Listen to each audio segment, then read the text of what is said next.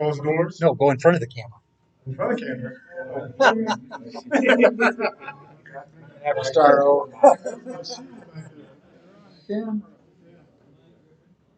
My name's Mike Griffin. This is my first meeting I'm running, so I'll try not to mess it up too bad. Doris and Frank, I think anyway, but hey. They reserved that for me. Welcome everybody. I know I have a guest here. It's Chris Braden. He's from Springfield here. This is a guy I have to talk with here recently, and talk about he's doing some good work. Want to come and visit the meeting. I don't know if there's any other guests here tonight. We have Eric over here. Eric, okay. Have you? A long time ago. Oh, well, welcome back. I got more time on my hands. And a couple of things to start with. Welcome everybody. I'm a little nervous because I'm not really good at getting up in front of people, but I just do it because I have to sometimes. We do have a new member too, Mike.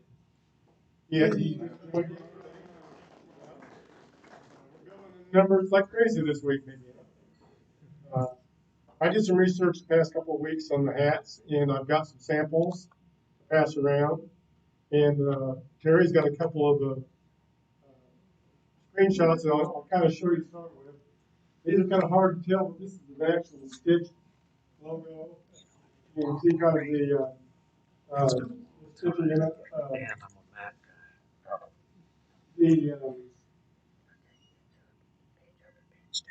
This is all cut out. This is the next slide. There were several different ones. We've got some other pictures that show you that the actual color is going to be black and silver, or black and white, I guess. I don't know what the best would be. We can decide that. Next one. This is about what the logo will look like on the hat. To me, it seemed kind of small. They said actually 2.5 inch logo, or something round, because of the curves of the hat. Getting bigger than that, it'll start misshaping the hat on the embroidery. But in reality, hats I got, and that's really kind of nominal size. They were concerned about the print being too small, but the actual Stitch picture that we just showed shows that the lettering will show just fine on the logo. Next one. I got some hats that pass around. This is kind of what the hats will look like. And there's 3 different prices. Freestyle Apparel on North Davis, Springfield, is who I got the most information from. And I think their pricing is real reasonable. They're locally owned. Man, his wife, and his son run the place. They've been there since 2010, I think. One-time $35 digitizing charge to create the embroidery logo. And there's no minimums. We can order 5 hats to start with, or 1 hat to start with. And if people come along the way, decide they want a hat, they can either call them there, or go online and actually order it. They're made right here in Springfield. The stitching's all down here in Springfield. Let me grab the hats here.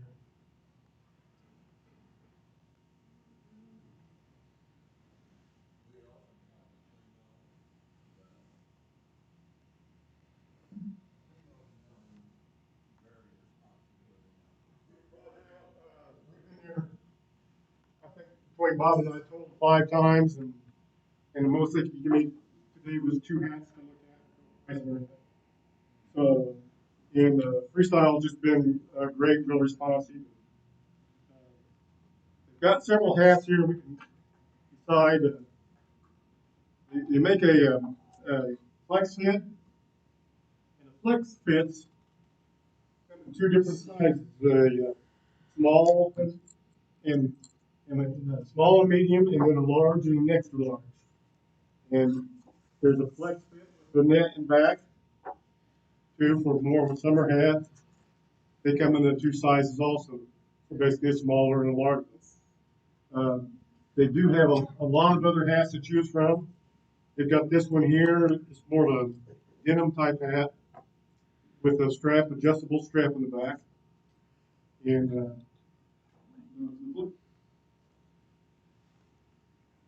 flex hats. Picture's gone.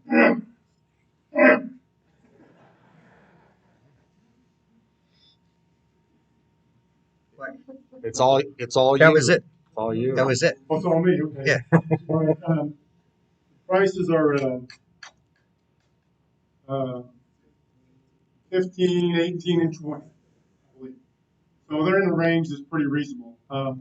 We've, looked at, I haven't seen any cheaper anywhere else, and, the numbers we were getting from Primo in the beginning was, well, here again, they weren't sure. They were gonna be between $15 and $25. But anyway, I think, these are going to be just about as good as we can get as far as, unless somebody has a better idea. We can, as you order, you can order the colors you want. Okay, they're back on the screen again.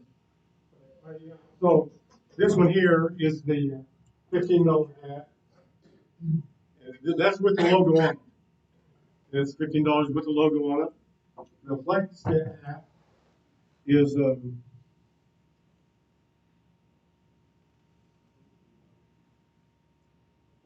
I think this is I believe this is the purple. With the band in the back. It's $18. And we do different color combinations. It'd be kind of nice, I think, really, maybe first order if we could decide on one color to start with. And that way we're just picking out sizes because they're going to have different sizes, different colors. The logos will all be the same. And then the all cloth flex vent will be $20.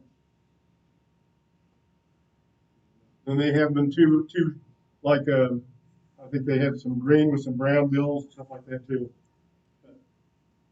Anybody got any questions?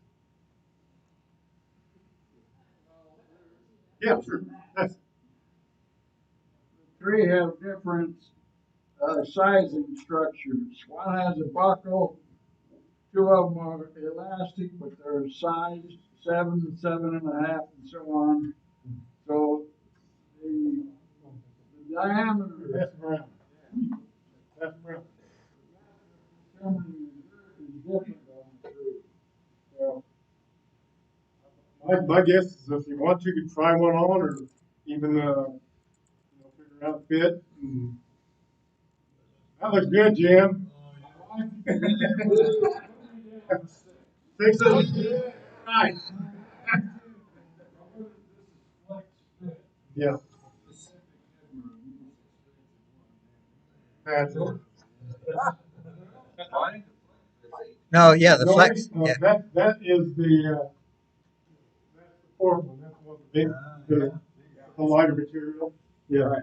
Yeah. So And I don't know if I don't really care which one I have. Probably decides if they want just one or the other.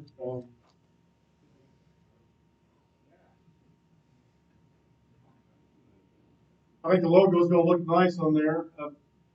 This is really just kind of for sizing more than anything. I do have a couple of sheets of those to pass around. Yeah, they're all right. Well, I guess that would.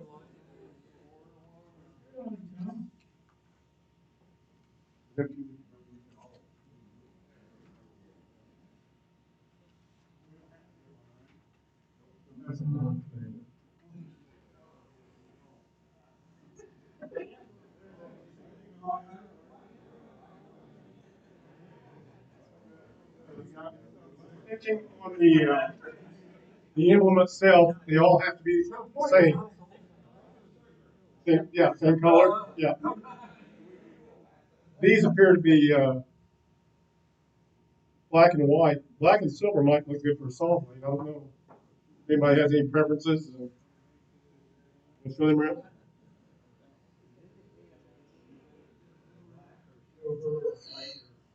No, no, this is.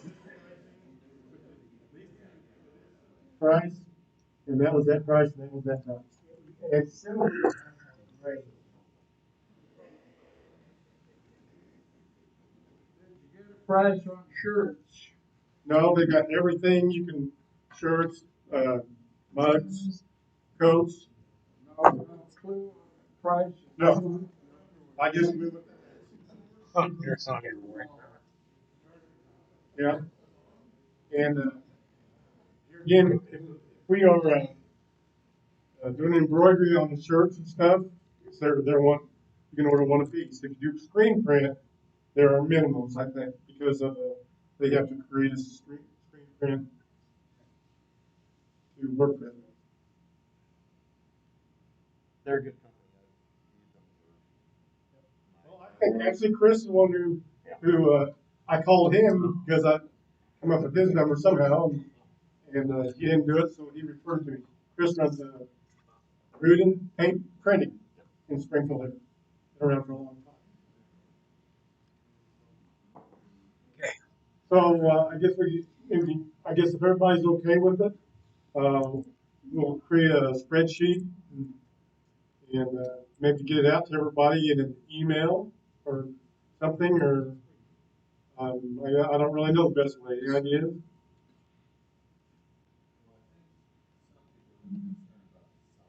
Yeah, Pulaski and newsletter. newsletter, yeah.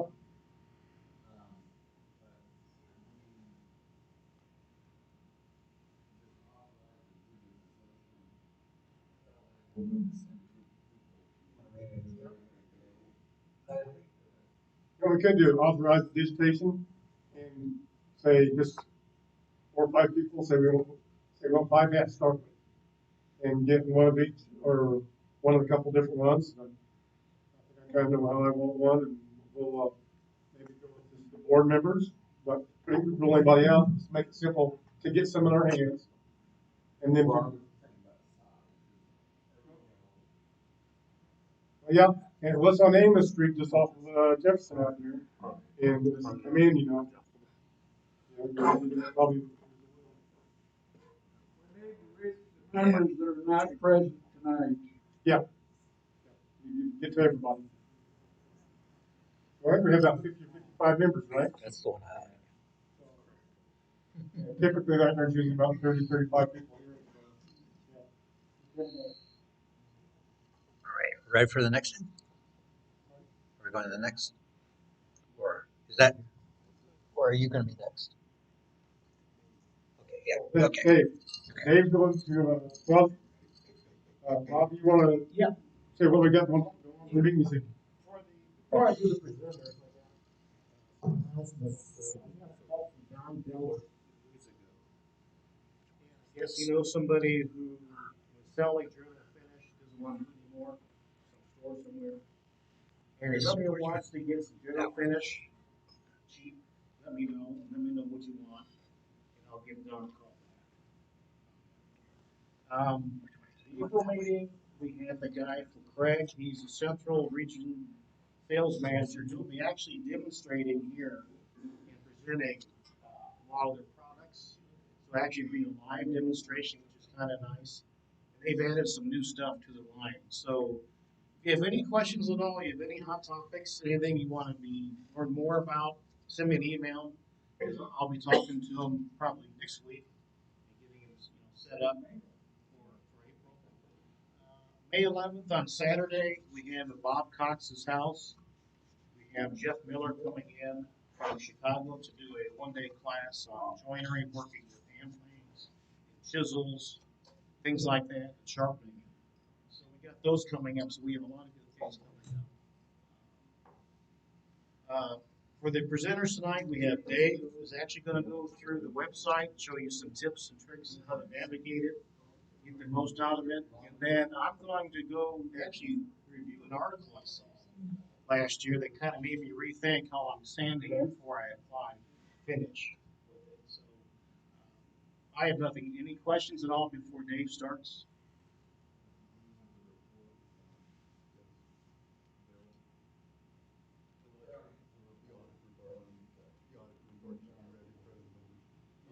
The audit report. Who has that?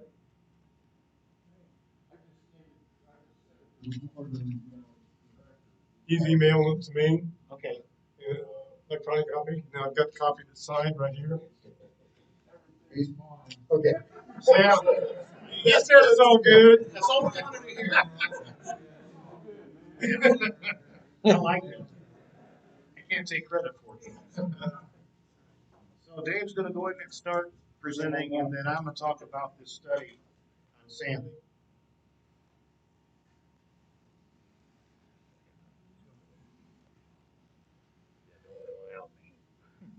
And then we have two guys that are gonna do a show and tell, Bob Cox and Jim Colvin. Is anybody else? Okay, so there'll be three then.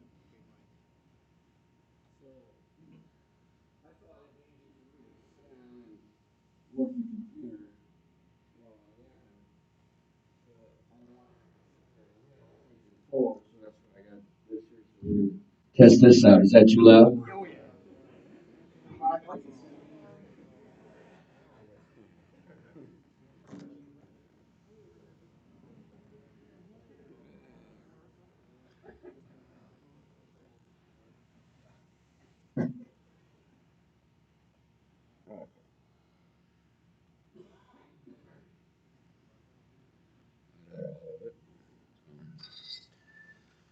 Well, I'm sure everybody's excited about,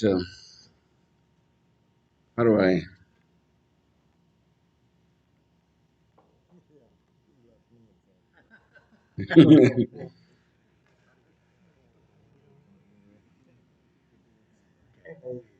Okay. All right. So, as everybody knows, our website is www.cawspi.org. And uh, when you get into the homepage here, uh, can everybody hear me okay after I go through all this, Joe? Okay. Um, the homepage just has a smattering of stuff on it. You got the main menu at the top, of course. Calendar is here, and you got calendar here too. It'll take you to the same place to see what's going on here and there. These Lee Nielsen shooting board plans, they seem to pop up all kinds of places on the website. I'm not quite sure. They're actually blog posts, is what they are. They're posts that somebody has made, and any of us in the club as a member can do that, but you have to log in first. So it doesn't. I'm not seeing that where because I'm already logged in. It doesn't appear, correct? Yeah. So up in the corner here, there would be a login button, and you would hit the login button, and that would then you bring up your email address and you type in your password, and then once you do that, then you have access to more information on the website, and you will be able to post a variety of things. So, as you can see, anybody that gets in here can also join the guild without having to go look for. And there's a join, option at the top. Same place, same idea. Sometimes the screen goes dark when you're playing with it, but there's also an advice. You can ask a question and get responses, but why that's on this front page, I'm not really sure, but it's also found elsewhere in the thing.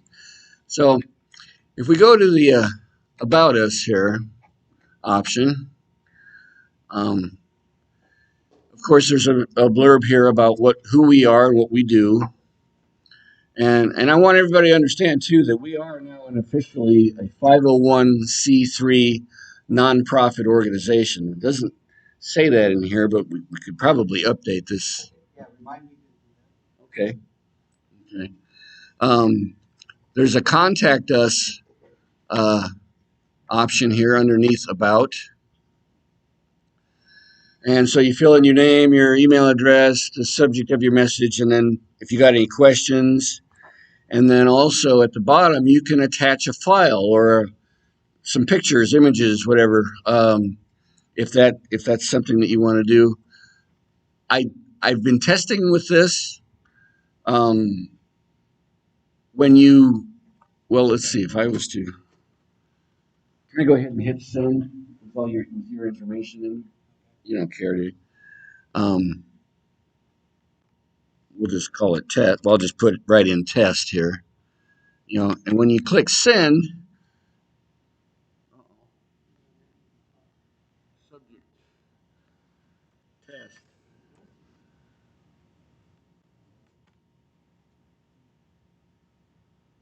I thought I When you put, send the first time, it goes out to the message. gotcha.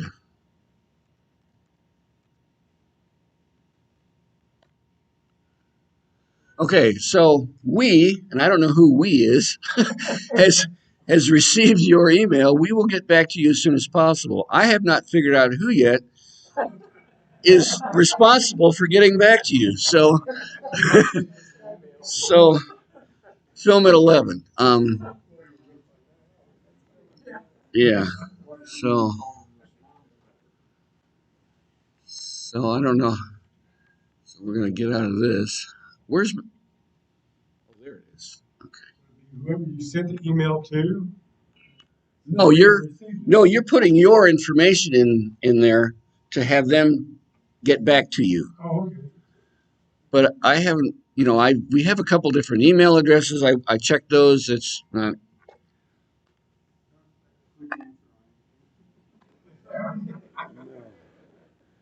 Okay. Then the board of directors. That's self-explanatory. It hasn't been updated yet, but it will be.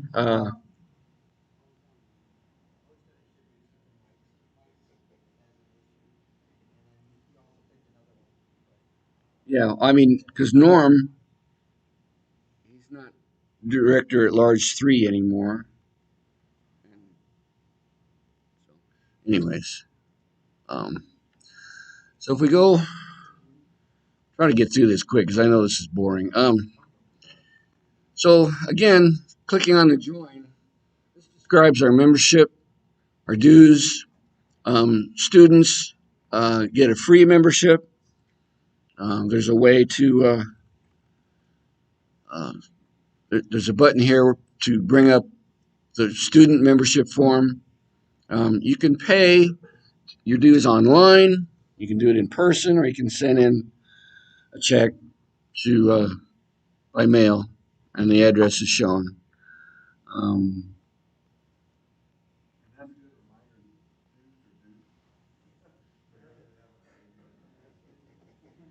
Yeah.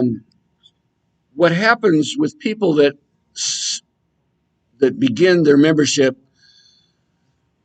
after, people that are not already members,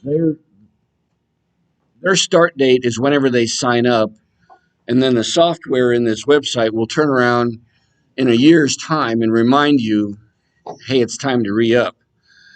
Whereas if you're already a member, you're probably going to, how that works. We just tell you it's time to pay, and you need to talk to Bob Booth, our treasurer. So yeah, which is pretty much everybody. I haven't even paid for 2024 yet.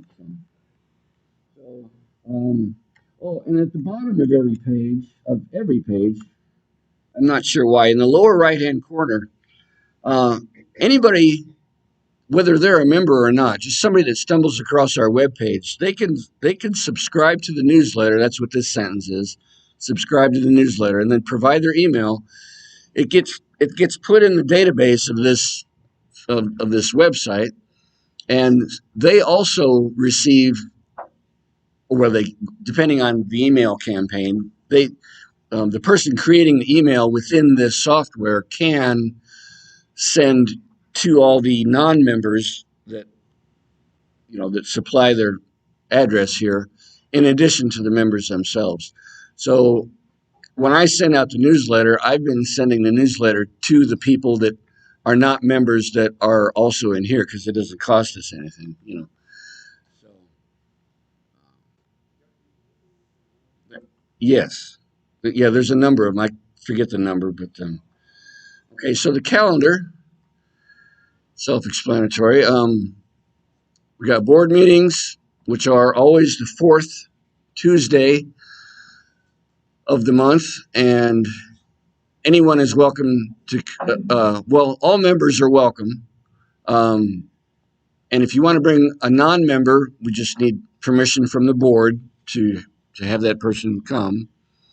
Um, the general meetings. Now, when you click on these, there's going to be some information over here about what's going on. Like, for example, tonight's presentations, Bob and I. And then if we go to, for example, April, here's a general meeting. That even gives the social time, the meeting time, the address of our meeting place, in addition to what is going to be presented that evening. We'll be putting other events on here, like our April thing at Bob Cox's with Jeff Miller, and then also, or I got the wrong name. Anyways, so that's our calendar. That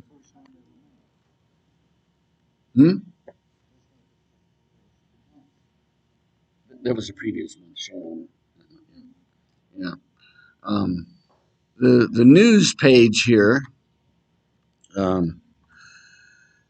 This is where people can post. How do we do that?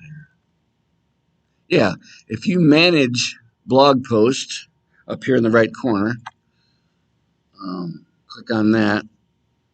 You can create a new blog, and it can be, let's see.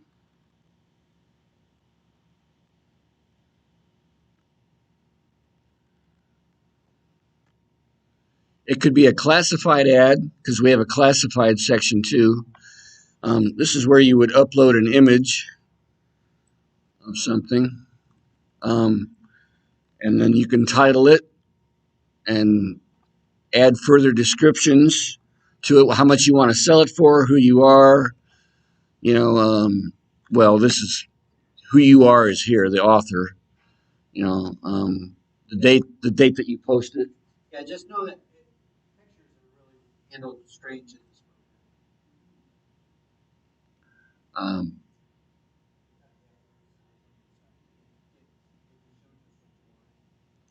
so when you're done with what you're entering in there, you can either save it as a draft and come back to it later, or you can go ahead and publish it, which will make it visible for everyone else to see. So, again, you have to be a member to do this. So, okay, so how do I get back up to the top here?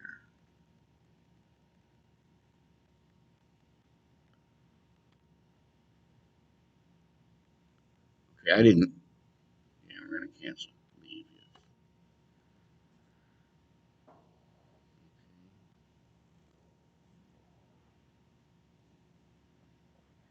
Okay. Yes, I do. Post, classified, taking it down. Stay up there.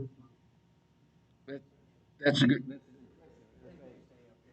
Um,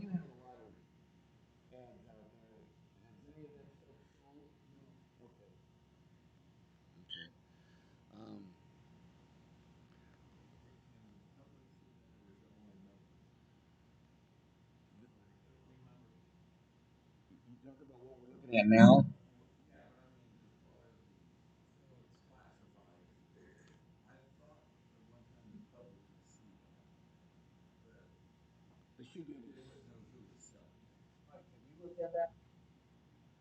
I know you're.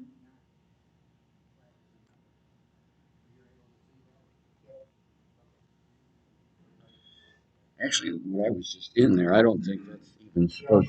That's not something anybody else would normally see. Okay, so here's some. Look at it. Yes, sir. No. Well, So here's a classified examples. Ron Scott posted this last February. Well, 2 February ago. Um, uh, it he can get in and edit the post. I'm not sure why that popped up. That's kind of new thing new to me. So yeah, so here's the title I mentioned earlier. You could put in the post information about your what it is, how much you're selling for, and your contact information. And then other people can respond on the same page by adding a comment.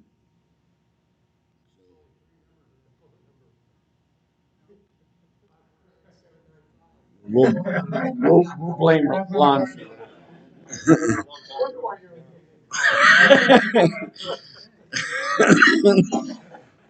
Let's go.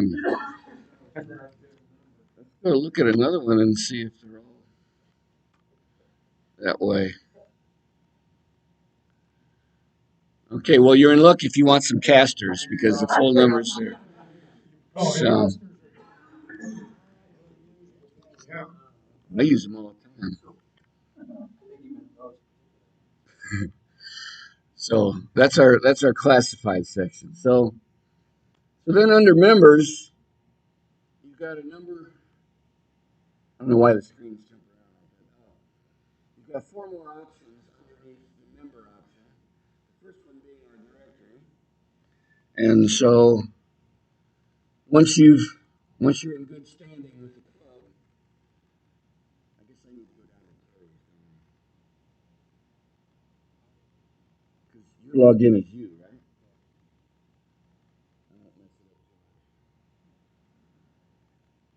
There it is. I'm used to having a mouse. This is hard to. There we go. Okay, so since Terry is the one logged in here, we're going to get into um, his information here. This, of course, your address and your phone number and your name are obviously required.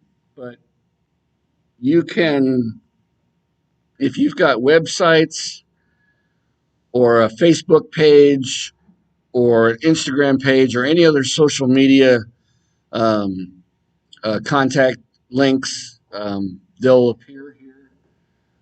You can write up a paragraph about yourself. There's even, there's room for additional information, whether you're an officer or not.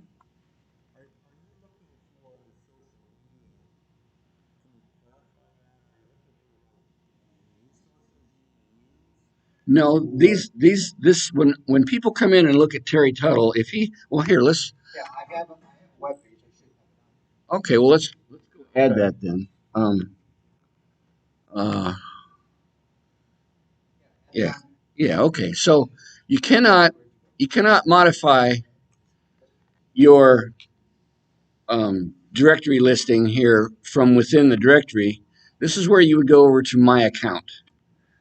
So you click on My Account, and then you want to click on Update Profile.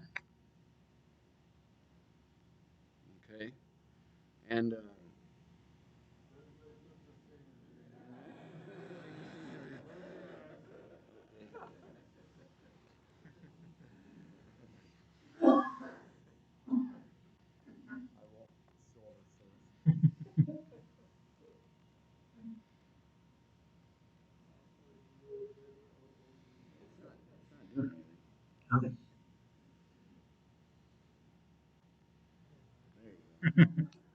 Oh, I thought he did that before, but.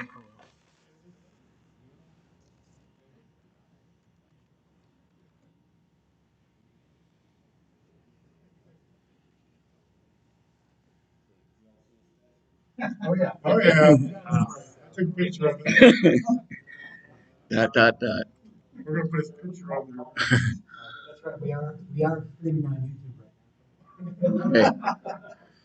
So so here's all his vitals for the most part. landline, mobile number, a bit more about you. Okay, so the social media that I was referring to earlier, .org. TUTTLETECK at, is that correct? At, No. oh, it's not an email address, it's a, yeah. Okay.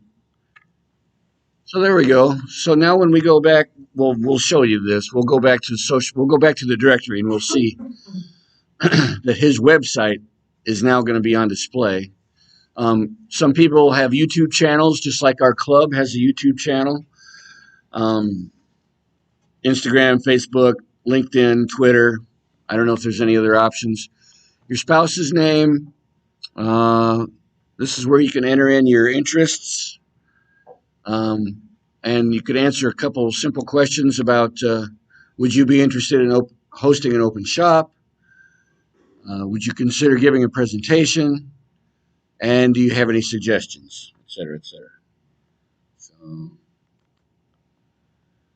okay, so when you're done with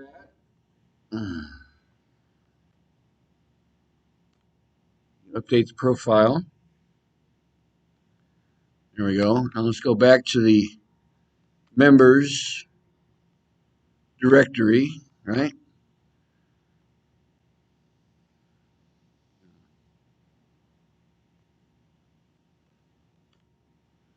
Here's Terry. And okay. Well, F5.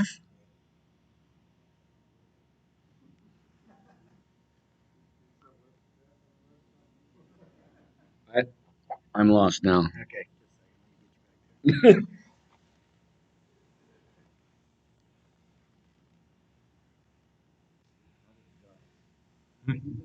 How did I do that?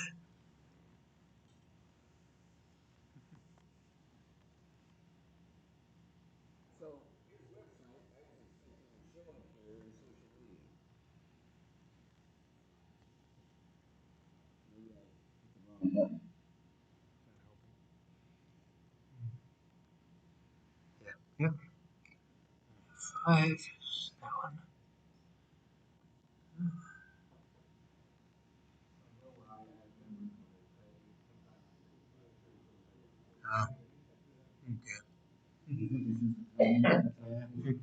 What was that? Or just. Believe you me, it will show up. If you update your stuff and it doesn't show up, then contact me. Yeah, I did this earlier. I used this my account update profile thing to add my photo in there. So I know that it works. I just can't prove it to you right now. One thing I've noticed from being on here, going into the directory, being a newer member, I've been here a year, but knowing people's names and faces. You know, a lot of people don't want their picture on there. I can't want to put mine on there. But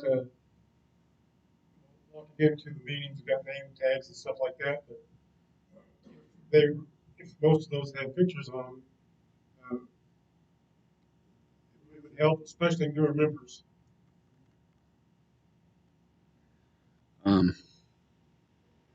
I'm not terribly familiar with the purchase transactions, but if you do any transactions through the club, for example, paying your dues, they do show up here. This is where I noticed that the last time I paid membership dues was January of 2023. 2013, doesn't it? So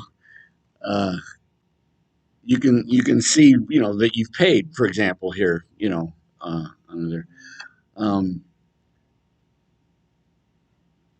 Any emails that were sent to you through this website show up in a list. So it's another way to view your emails without going to your own personal email. You know, just a way to keep everything in one spot. This gives your membership history and more information about your membership. I'm not going to do that. Members.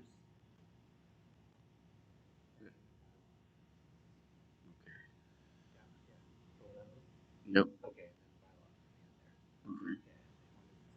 All right. We'll just go to bylaws first here. We are required as a 501c3 to have these articles listed for everyone to be able to access. Just, all the basic stuff that describes our organization, what it takes to be a member, the dues assessment, the rights of the members. I mean, just on and on. There's, how to elect officers. We've been following all these rules. Dustin is the one responsible for putting most of this out there, all of it out there. But we've got someone on the board that's going to be looking into these bylaws and, look them over and make sure that they're still accurate for our needs. And any changes to this, if I'm not mistaken, will be voted on, by at least the board and possibly the members. Also, under the members option are past newsletters. Now, they're not all there, partly because I never created them for a couple months, but it goes all the way back, at least for now. Terry's done a good job here, going all the way back to January of 2010. This was so you click on that, and it downloads a PDF for you to look at. So let's.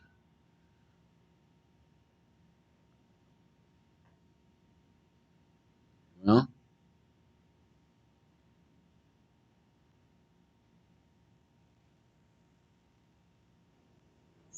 here it is.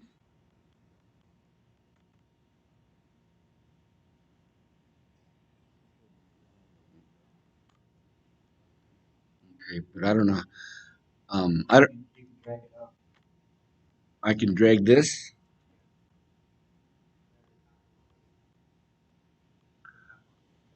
Look, right there.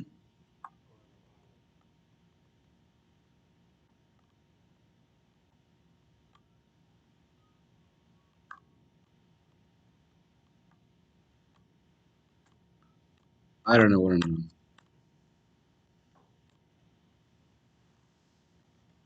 I don't know either.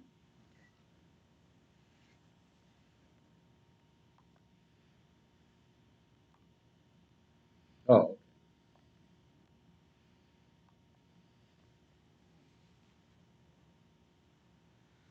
So you can see back in this time, Paul Goff, and I don't even remember that name. This might have been the period where I wasn't attending meetings.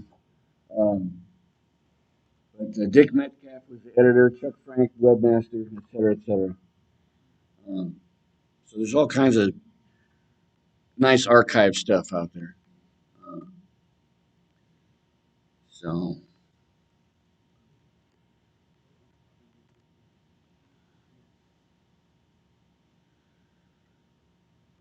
okay. You have recent newsletters on that, haven't you? They're not there? Yeah, right. The latest we have here is in November of 2022. So this board resources, these are just some tutorial things for board members. Nothing to be concerned about. Normally you would not see administration up there, but because Terry is on the board, that allows him to do some other things. Correct. So again, It hasn't been posted out there yet.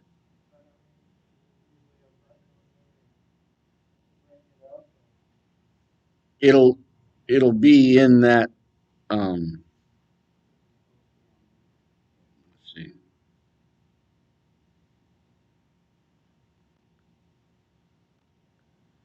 We don't have 2023 or 2024 newsletters in here yet.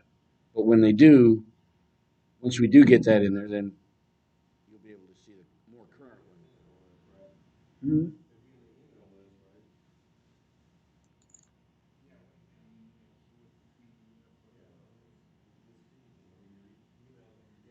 Oh, right, you could do that too. Yeah, yeah. What Bob is saying is, if we were to go, how did we do? Oh, um,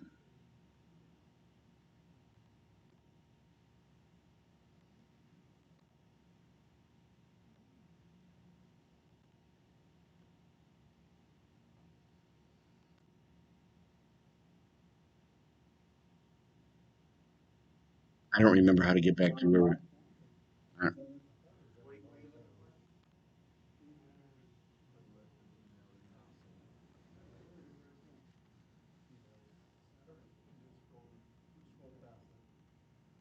Okay, there we go. Right. So then,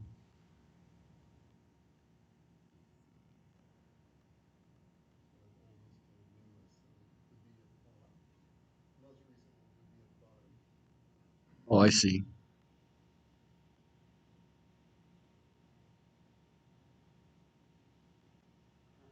That's sort of.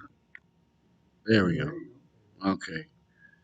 So here's the January newsletter email.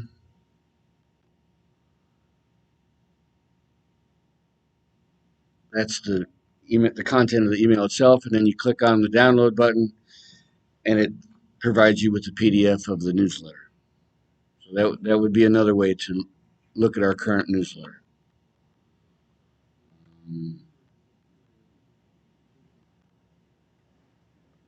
So, does anybody have any questions? Monthly fee. There is a fee for it. Once we became a 501c3, that fee dropped quite a bit, and I can't tell you the before and after numbers. Dustin knows that, but we did save money uh, on the website because of becoming a 501c3 nonprofit. He is. I don't know how to describe that relationship. um, the he's very busy for one thing. He's got a lot on his plate. Yeah. He's very busy. He still helps us out behind the scenes. Um, he just hasn't. I believe he just hasn't physically had the time to come, to the meeting. So, um, it's so here. This is still here, the web page. So maybe it'll refresh at a later time. I'm not sure how to get that to show up on his directory listing. But does anyone have any questions? I think this is about. Bob Silo, did I get everything you were wanting to say? I think you did an excellent job.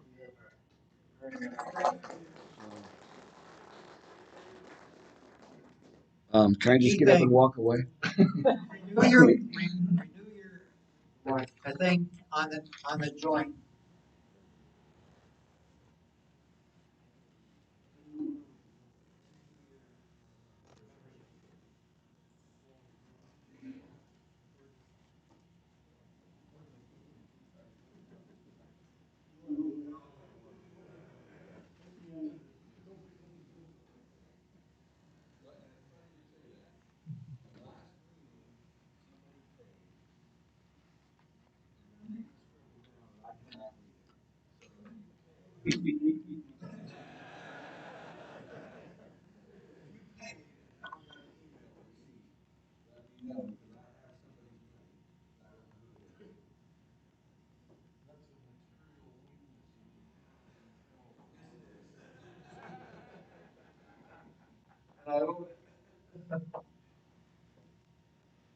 Okay.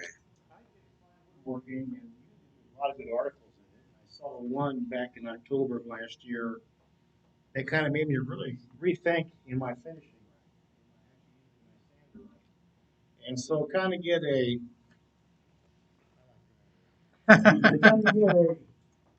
oh, maybe pick up a few people if you can volunteer.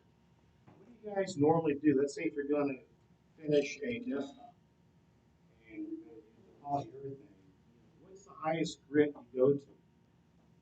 What do you feel comfortable with? Say a red oak. 220. Well, I guess it depends on what's gonna be on top of it, what you're gonna use it for. Take a desktop. You're going to put on the pencils, pads, things like that. Nothing too Okay, so you're gonna do polyurethane then. Yeah, polyurethane. So what is the highest grit you feel comfortable going to? Good.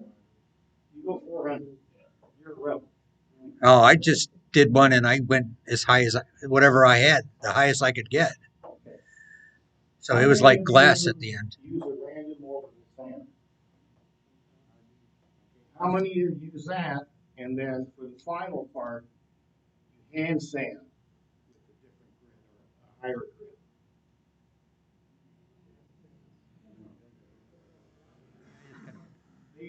The study here that I actually went through actually was done by a doctor who was in academia, and he had access to electron microscopy. And he actually looked at, are we actually using the right sanding setup? And it's in Find Was Working. You can see it's October 2023, volume 305, page 52. It's called Sanding Under the Microscope. And he asked some questions about it.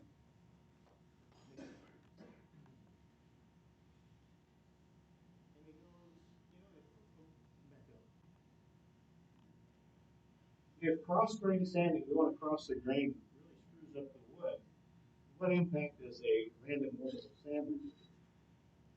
How come that is not working? And the scratches are going in every direction. So why is it so effective?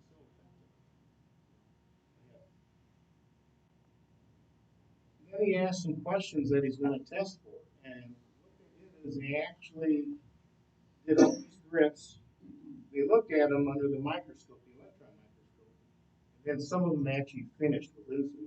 So they're going to look at how hand sanded differs from random orbitals. How about for that desktop? How does a hand surface differ from a hand sanded top? And then how fine a grit should you be comfortable with? What's the highest you can go? Should you go to only 220, 320, go up to 800, go up to 400? Depends on the wood. Okay. The harder the wood, the higher the grit Yeah. will benefit you. Okay.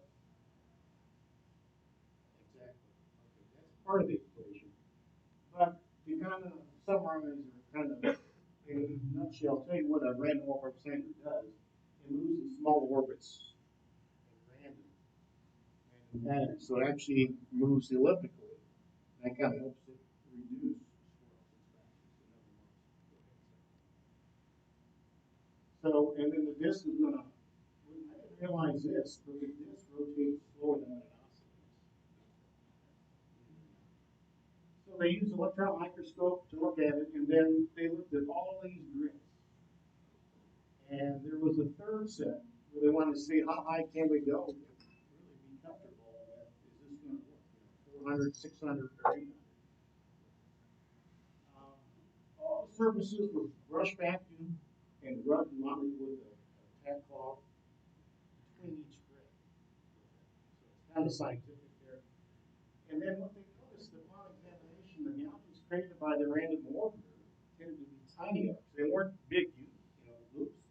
They were somewhat tiny.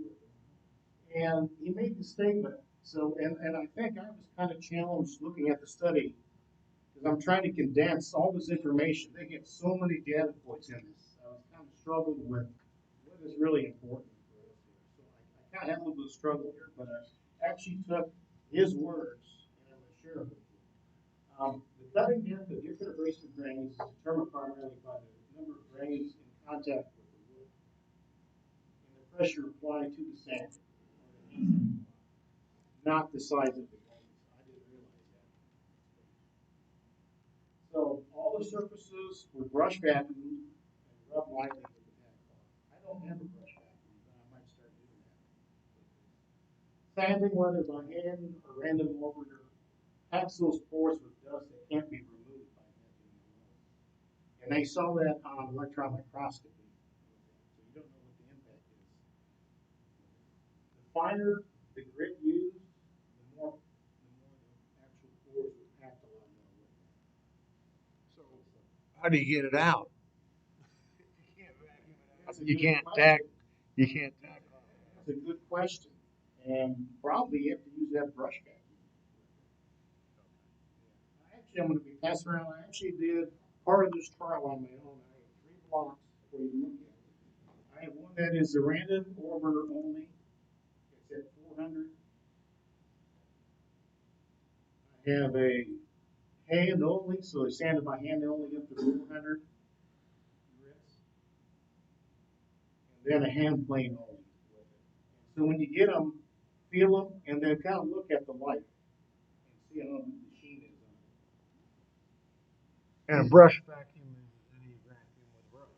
Right. Not special. That's a good question. What they recommend is, and they teach us in what Adams is, you want to move the sand slowly in straight lines. You want to go like this on the desktop. Nice and easy, and you want to have some overlap. You don't want to just focus in one area where the scratches, because then it won't be uniform at all. You're going to have issues with that. But they recommend moving random over slowly, gradually across the surface and straight overlapping paths. That way you have a uniform layer of wood. And they recommend in the first series hasn't removed marks from milling a certain defect or scratches from the last sanding grit. Make new passes that over the entire piece of wood, not just where that scratch is or the mark is with the grit. Otherwise, it's not going to be perfect. They recommend, I actually called Festool today to get some points here. They recommend using light pressure with the random motor. Don't push down, don't tip it at all. Keep it level, let the weight of the sander do the work. If you push it down, you're gonna get a lot more swirls with it, a lot more scratches with it. So they recommend, don't bear down on it, or worse yet, tip it sideways. If you do, you can produce deep gouges with that. And everybody knows those are hard to get out. And it's gonna make it hard for the next script, the next side you go to. So they recommend keep the sander level.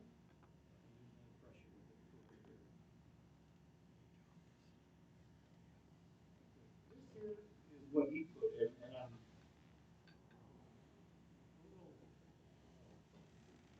the random orbital dust not only smaller than the grains created, but also smaller than the next finest sanding in this area. So that dust is going to be a lot smaller. They have little danger of leftover dust creating these scratches if you leave it behind, which is why you got to vacuum it.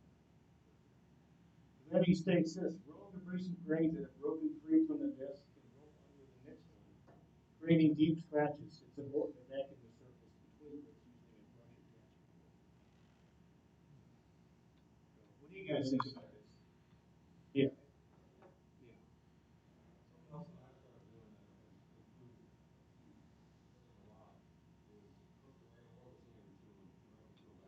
Yeah. Yeah. They recommend using a dust extractor for the most part whenever you sand. And he even puts there, since he's a doctor, says the thing is that can cause a lot of health problems for the person who's going to do this. You have all that dust, and they're very small, very small particles. They're going to penetrate fairly deep in your lungs, and you can have a lot of, you can get cancer from that. So definitely, it's pretty much a standard now to use a dust extractor. But there's some things you have to watch out with using a disc extractor too on sanding. I don't do this, but I am now. Oh, man. It kills a lot. And I didn't realize when I did the electron microscopy, because they can see at a very small level. The pencil graphite fills the gouges from the very bottom to the top. And they're gonna remain visible until all that, even the bottom, is sanded. So that's a good thing. That's an easy marker to use it to make sure you're actually getting at all the gouges. I learned that like from somebody last year, and I just absolutely has changed my sanding. Yeah. Just And I didn't do it. I didn't know. It makes sense, but I didn't realize why. I didn't know the why behind it. So you're just marking it with a pencil? yeah, I marked the whole thing. Just Mark the whole thing. and what mainly for me is it also helps that you know what you've sanded and what hasn't been sanded.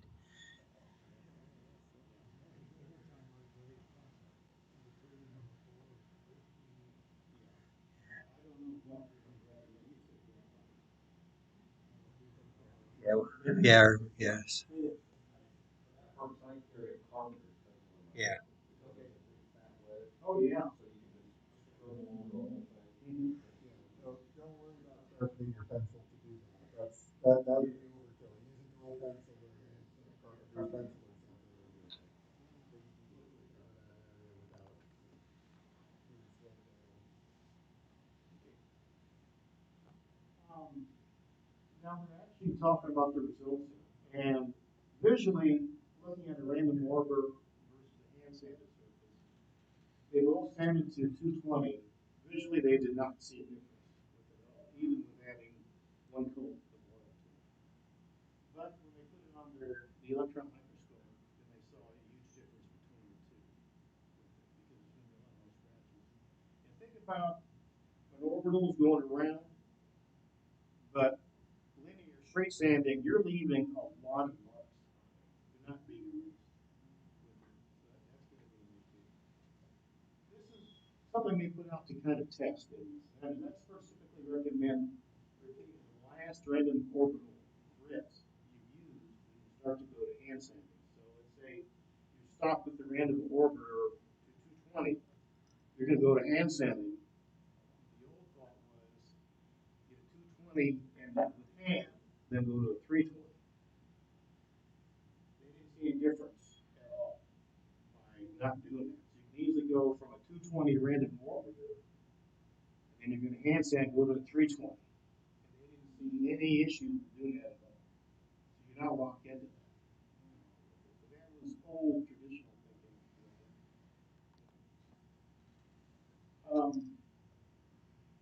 They talked about higher grits and penetrating finishes. So they actually looked at going to 220, 320, and 800. And the differences they could feel by touch was so obvious. And to me, that makes sense.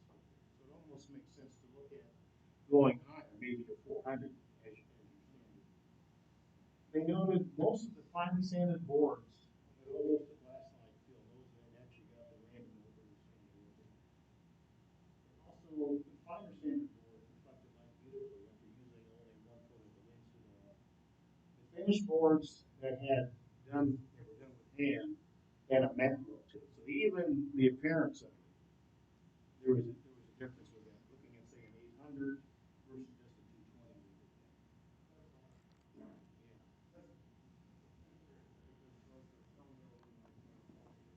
Yeah. That's it. Page in there. So the recommendations they recommend is, this is also from Festool, use a light pressure when handling the sander. When you're using a disc extractor, don't have the suction on high. Have it on as low as possible. Because their thinking is if it's on high, you're going to suck the sander closer and harder to the surface. So they recommend go with a lot less. In fact, John, can you pass my sander up there, please? They also recommend that when you are changing paths, cutting out pads, they recommend that you do loop pad, you vacuum that. Then on the actual pad, you vacuum both sides of it. And they feel it's gonna last longer, but also you're gonna get better results with it. It's gonna help eliminate spills. And I said this, and this really gets fairly dusty. So it makes sense to clean it off. Before you go on to the next group. They recommend for your speed go an inch per second. And they even told me, I asked them, how fast you have this going, doesn't have any impact on the sport.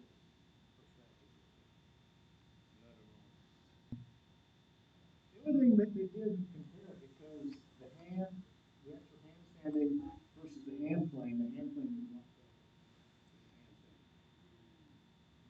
But they did not compare the orbital sander to the hand plane. Probably something else. So what they feel is probably a good option to do is go as high as you feel comfortable with the grip, 400, 600, 800, and just stay with the random sand all the way. Because what they feel is as it's moving, it's cutting up those old gouges, and it's not cutting in this direction, it's cutting in every different direction. It's lower. So some are going to be straight, some are going to be cross, some are going to be eliminate. Any questions? Can you back up to, an early slide where you showed all the grid numbers? Yeah. Will all this be available for us to look at on the YouTube channel? Or is that? I can actually get you a copy of my handout. But this, and then there's, okay. You'd find Blue Mountain. It comes out, I think, 6 times a year. Okay. You can even get that too. Okay. I'll try to get you a copy. There you go. There you go. Norm. Okay. Norm. No, Somewhere I read regarding these numbers, let's take, 150, 180, 220. Most of the time you can skip 180, because the rule is, take 150 and divide it by 2. That's 75. That's 75, and 150 gets you up past 220. So theoretically, you can skip 180. I not heard that. What I've seen in Mark Adams, they have a sheet of what the finishing, and they recommend going up to 180 at the Brito and hand sanding. And then based on like Sherry, you go to maybe 220, and then you stop with that. You don't go past it. So with this study, because I mean it has a lot of credibility because it's done with the electron microscope, you can see visually what's going on down there. But also you can feel the difference with it too. So it was pretty smart on their part. They have that in their design to do this study. Have you or anybody like Mark Adams, done a study between the effectiveness of 5-inch random orbit versus the 6-inch? Well, this is the 6-inch orbit. This will actually work about 35% faster than the 5-inch. There's that much more area on here. Simply because the area is that much bigger. It's that much bigger. They recommend an acre stroke. This is a 3 millimeter stroke. That's perfect for finishing. You don't want to go to the 5 for finishing. Because then it's actually, the orbits are getting too big. So you might see strokes. But Festool recommends a 3 millimeter stroke. Okay. Wait, you're kind of losing. Oops. Yeah, they only recommend going with the grain. And I don't, they only recommend in this study, if it's a small piece, definitely don't use any kind of power tools, you're probably brilliant. But, I mean, it makes sense with it to go, use that. Definitely, I quit using straight sanding some time ago. Another recommendation I read somewhere is, if you're gonna use a water-based stain or a water-based finish, that after your last sanding, you should mist it with water to get some of the grain to raise, Yeah. and then do a final sanding with the grain. Right, now that actually was in the study, and I didn't put it in. Because the question would be, why not go back to oil-based? Unless there's a reason you have to use water-based. Because I got burnt on the project when I used a water-based thing the first time, and everything on this one cabinet I was making, it looked like whiskers. So I lost the day. So definitely, yeah, mist it up, they recommend that. Like a red oak is gonna mist up really bad. So definitely you gotta hit it with water.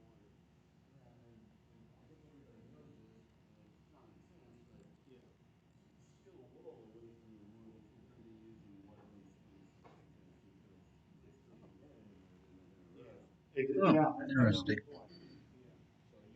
Scratch pads. but I think I like the fact they want you to go like, if this is a table, the tabletop, go all the way down, back and forth through the entire thing, and then have overlaps. That way it'll be uniform.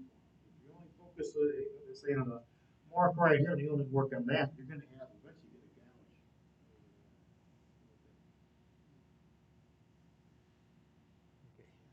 a gouge. Me. Yeah, I got a show and tell, and then you Okay, got a show and tell too. Will you have a show, so Yeah. do Terry, and then we'll do Bob. Who else had a show and tell? Jim. Well, but you said yours is life changing. Okay, so it's Bob, Mr. Mike Candy,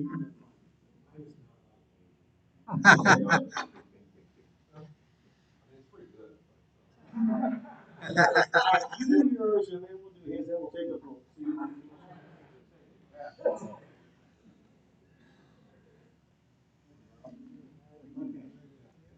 This is the table that I did the show and tell on earlier. And this actually, was the polyurethane, couple layers. I think I would like 3,000. Cause I've got little, automotive devices.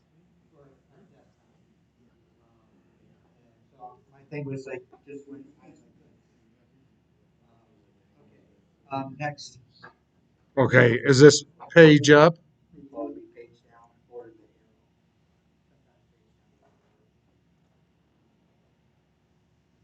the Um, Okay, just use that didn't work. Come and show me the arrow again. There. Ah, okay. Okay, so then I did the desk, so then he said, well, now I need shelves to match the desk. And of course, he didn't want shelves. He sent me a picture, and then he said he wants each shelf to be, quarter circle. And this is what it came out to. The shelving unit with the edge glued slots all the way through there. And that's like a black metal panel.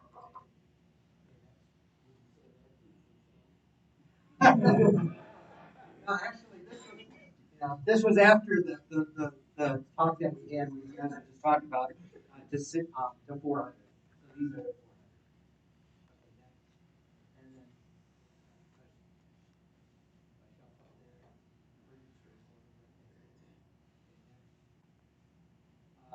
and then this is a river edge type of a box. It's the same type of wood, and each one is cut with basically double 45s. And then this is like a 2 by. I said, sure, I'll do that. And then they said, Well, we need 500 of them. And, part of the 401(c)(3), is, so, to be able to do that stuff. So if you guys do stuff like that, let us know so we can have record of it. So go ahead. And so this is on my CNC. We're talking about, where I need a 4x4 to CNC for it. And so I divide 8-foot sheets of, quarter-inch, maple plywood. And cut them all out on the CNC. I could get about,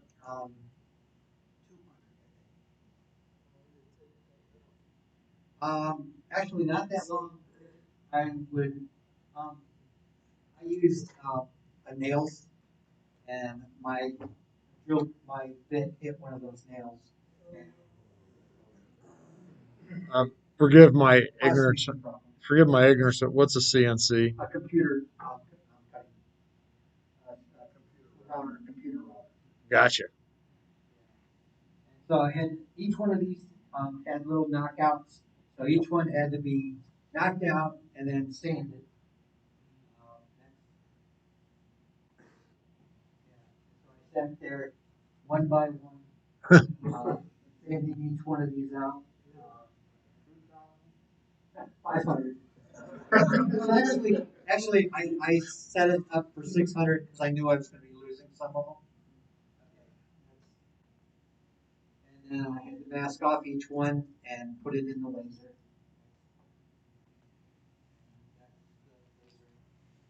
And then each one needed a ribbon.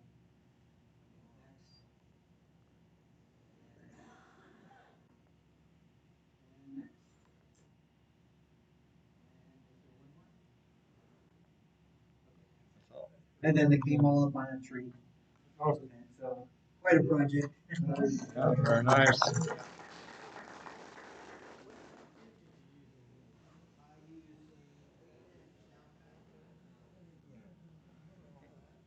Yeah, all 1/8 inch, even the hole in the top of the same drill bit.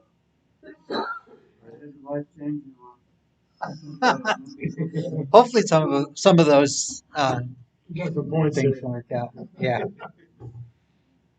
Yes. Okay, well, some of the simplest life-changing things.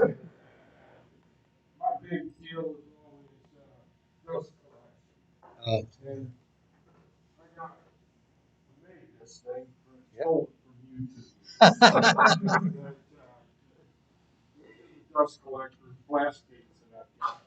I got two of them. One of them goes to my chop saw, and the other one I run to my table saw. And when you got the chop saw going, you close the table saw, and the thing will vibrate shut on you with, and next thing you know, it's sucking. And bag, I got a big bag on mine. It's a portable one, and the thing is sucking anything that goes to my gauge is closed. Anyway, this big thing here, when you're closing it, it'll get crap will get stuck down in there, and I'm going out, how do you clean this thing out, you know? And I go out to YouTube naturally, the guy's got a pair of needle nose pliers, or needle nose vice grips, and a skinny nail, and he's takes it apart, and he's digging out in here and all that. And I still know you can find, and I thought this idea was so good, I already did this to my dust collector. I bought two of these just for you guys tonight, so that I could build it and show it. He goes and takes this in here, right here where it's cut open. You cut this off right here.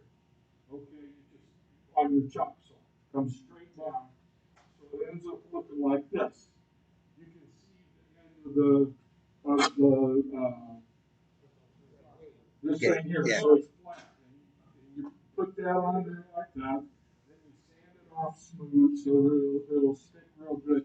But then this is just a piece of duct tape, okay, that you fold over about 3/8 of an inch of it to make a little flap, and then you just lay it on the plastic here. But when you go and open this, when that dust collector goes to open that, the they're sucking in their seals that flat like that, and it makes zero airflow. Nothing comes through this thing. And when it fills full of dust, you push it and all the dust comes out of the end. And it doesn't come through, this damn thing gets you nothing, you know? It just sucks away. All right. Take that damn thing apart, you know, and mine is just all those wire clamps and everything else, and having to try to clean that thing up just so that you can go and suck some dust.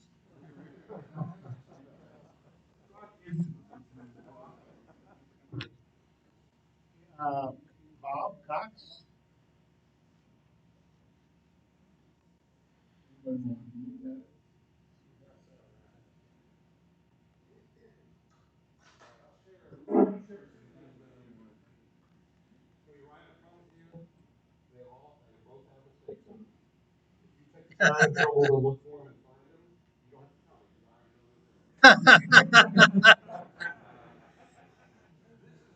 This is, there's no stain on this box, okay?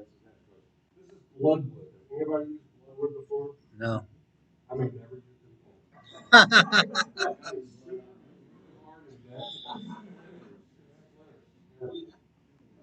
I'm not a fan. I love the color of it, but I'm not a fan. So this is Bloodwood with mahogany and walnut splines.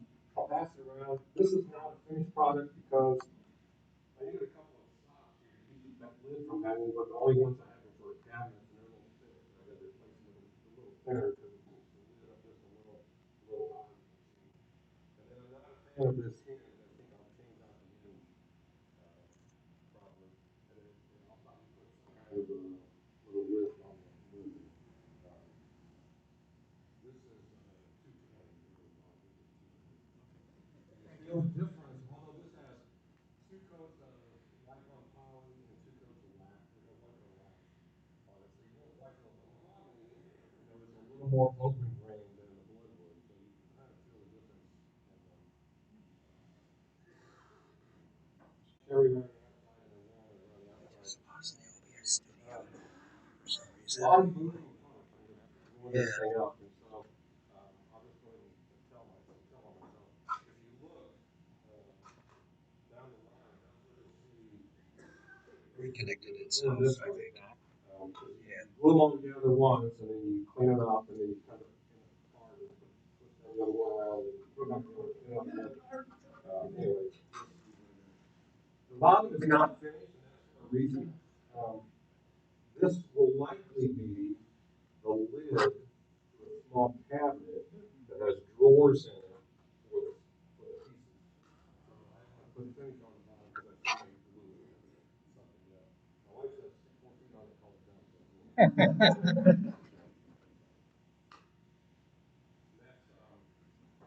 That's wanted to that's what's gonna be out. That's what's the base. So the board itself is about a half an inch. It started out 2 foot, but a half an inch thick now. And then the wall around the outside is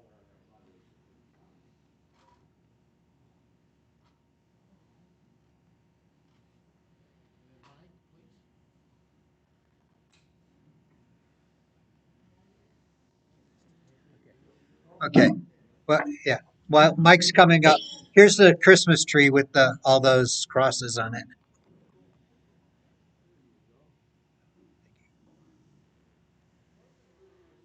Larger projects, doesn't give me a whole lot of time to shop, but I'm been messing around with the lathe a little bit more.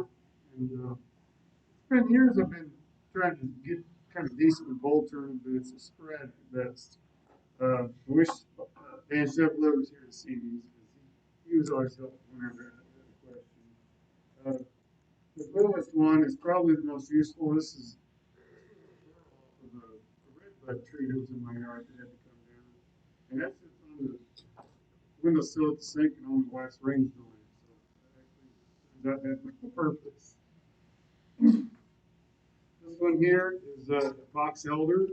I got a few chunks there from Ben. He had on his property.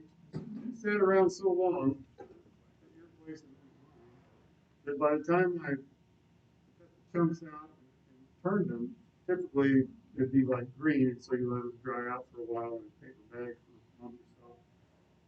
Bone dry from like 6 inches, 7 inches long. Bone dry from get go, so I was able to turn it start to finish right out of the wall. You can't pass it around. And that's nice. These two pieces are from a walnut tree out of my brother's yard. Uh, One boy turned. It's got some epoxy cracks in it, just like that. Put in the bag and left it overnight. Anyway, they filled it overnight. And then this last one was a burrow out of that tree. Well, this one was just on the side of it. And it's mostly burrow and just wild green. But that's the largest one I've ever turned. 14 and a half inch diameter. And it went really without any problems. I guess it's really good to hang out. So it's been a lot of fun. It's something quick that I can do that, well, by the time it's dry, about 10 months later, it takes a while to get it all done. But the time actually is getting shorter and shorter. It makes them kind of quicker projects. What do you mean you have to let it dry? You rough turn, you get a log, and the log is never dry, except so once you rough turn like a bowl like this might be an inch thick, and you let it, you put it in a bag and dry with the shavings to slow down the drying process, because if it dries too fast, it starts to crack like that.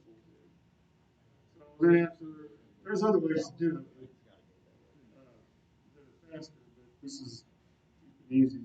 Then, a couple months later, I get it out, maybe a month later, I'm still kind of learning how long it really takes. Then it's gonna be all oblong, because when it dries, it won't be round. So, and that's why you make thicker, so you have material, put them back on the lathe, turn it down to. How do you get it so thin without going through the wall? Well, that's not really that hard. I mean, this one here, this is certainly my thickest one. I did that. And now that it's done, partly because I was just tired of turning on it. Maybe I could have made it a little thinner as I look at it now, but I'm just happy with that. It's pretty thick at the base, but I thought that I'd want that because it's a bigger bowl. And it's just for looking at it. It's got holes all the way through it, so. So how long does it take you to make that? Well, With the, once it was dried out, I started on it yesterday, bring it down, and I finished it up today. I don't know if I got 3 hours in it. I mean, the whole time, you had to take the wood off, let it dry. Then you stand aside. Well, it's a half a log you're working with. Yeah. Split it down the middle, and you cut a circle in, like if this is the bark, you cut a circle and you chuck it up in your lathe. And then you rough turn a bowl, so when you're done, you got the bowl, but it's real thick. And nothing close to when you hand it. And let that dry out, and it distorts because that's what it does when it dries out. And then whatever. Where do you get the chucks for doing that? This is a 4-jaw chuck I use. Well, to start with it, this side goes up against the lathe, so this is flat. You got a log and you split it down the middle. So one side's flat and you got your bark here. So there's a plate that goes onto the lathe, and I just bolt it onto there with some heavy flag type screws. Put it up there, and you rough turn the outside, around 10 forward to accept what's called a 4-jaw chuck, which is used for turning grabbing on something. And when that chuck will go in there, you open up to expand it, and that's the only thing holding it on the leg. And then you can turn the inside of it. Heard 4-jaw chucks are a lot harder to find center than a 3-jaw chuck. They're a lot better though. To find center. No, I said, I don't really understand what you mean, because when it's, when you cut that tenon in there, you're doing that with the gouge. And so that hole is there. And then when you expand that chuck in there, it just automatically. Oh, okay. It's just the jaws expand right over there. And that part was on, it was like right here. And to get rid of that, the way I do it, I've got what's called a jam chuck. And it's like a pad, but I'll put carpet tape on it. And while it's still chucked up, I'll push that into it so it lands on center. And then I can release it from the chuck. And then I take that out and put it around. And that whole thing with the jam chuck goes in there and it exposes its backside so I can finish the foot.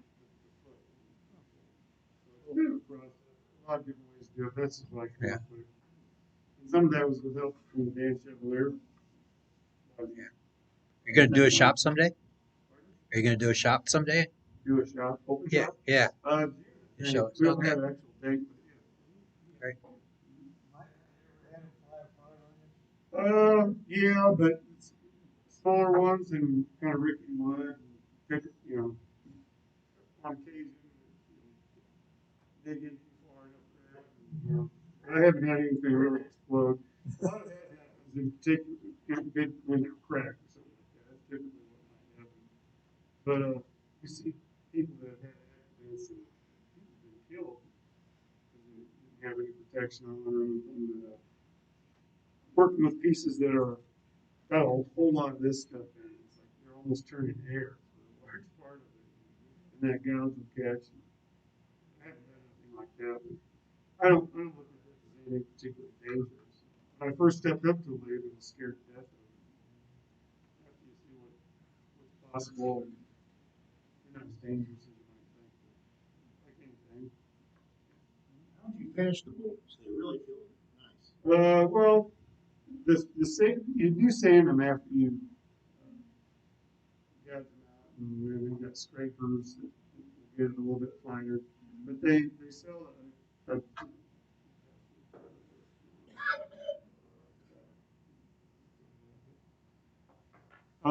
so once on the lathe with the drill, they got a little sander that goes in the drill, and you can change the grits like just like your sander only.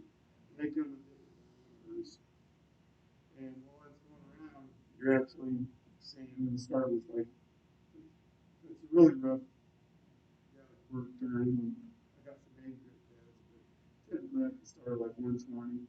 So between that, it's spinning in the lathe and the drill spinning the sanding pad, you can do a lot of sanding quickly. It's dusty, and you need dust collection. Might not so great, but what I do is just put a mask on, respirator type, and especially walnut. I tell you, if I don't do that, even though I don't feel like we're getting that much in it, walnut better. You know, better reaction to it.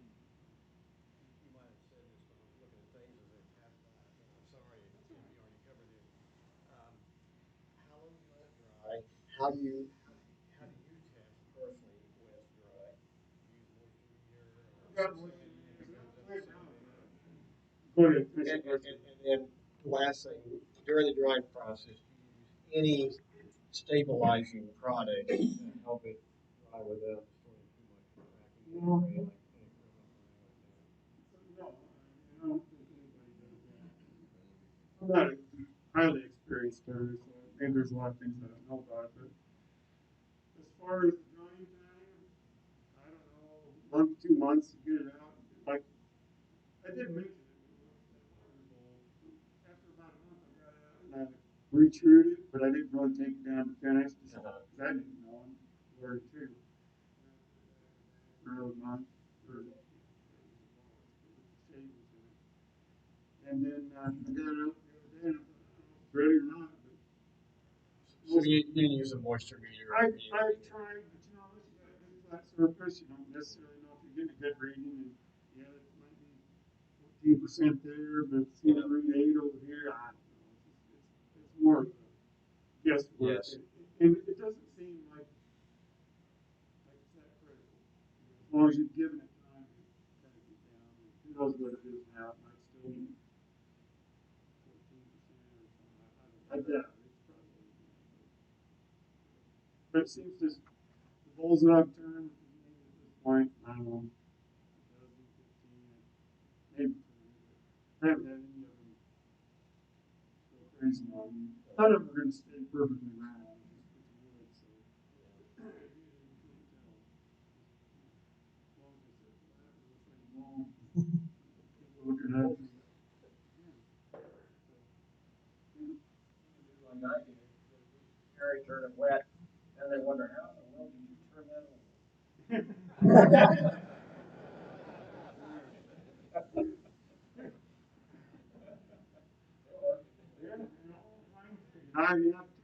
These are all turned where the top of the bowl is the bisection of the wall, but you can turn them the other way to where the outside rim is not flat.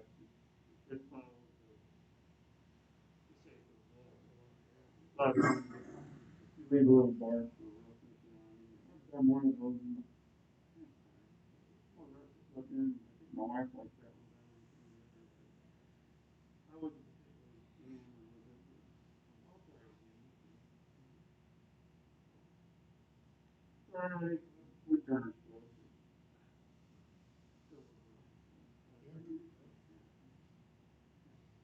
Any other questions?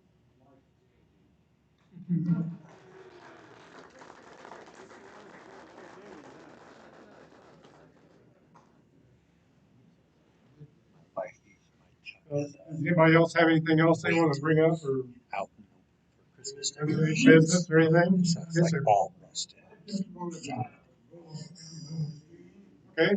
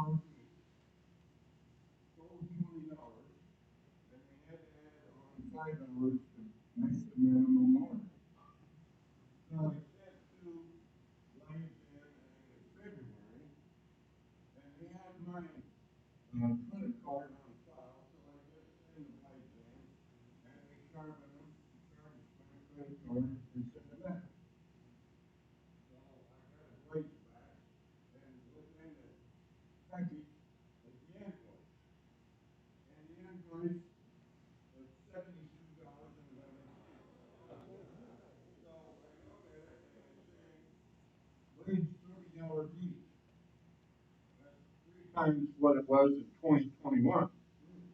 So I called and I talked to a lovely lady and I asked her if the prices went up that much. And she said, no, the prices did go up, but they went from $10 to $15. She said, let me pull your file. So she pulled my file and it says on there, extra branding necessary. That doubles the price. So that makes it $30 a blade. Two blades is $60. This is the first time in all the years I've sent blades down there that required extra graining.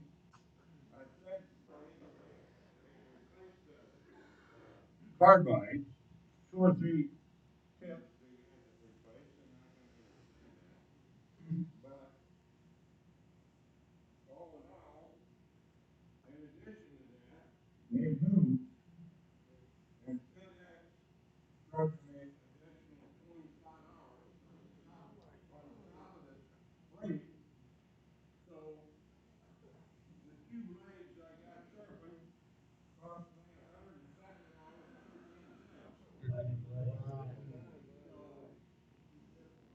I'm sending, I'm looking for another place to get sharpened my blades.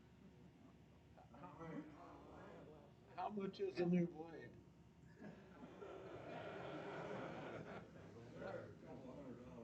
Oh, well,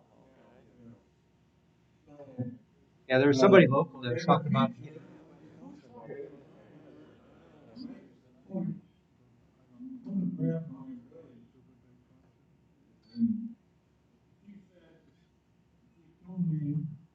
Probably because doing that.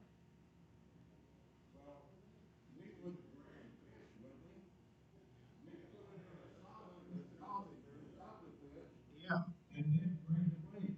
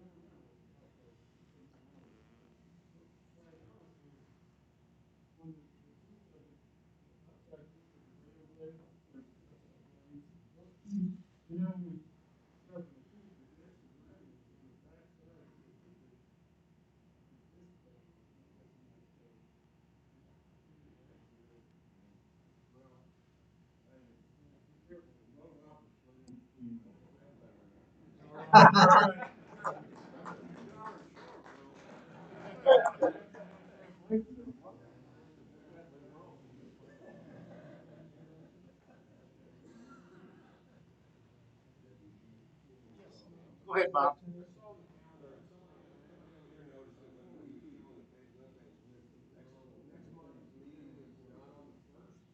No, 28th. because the Easter Sunday is on March 30th or something.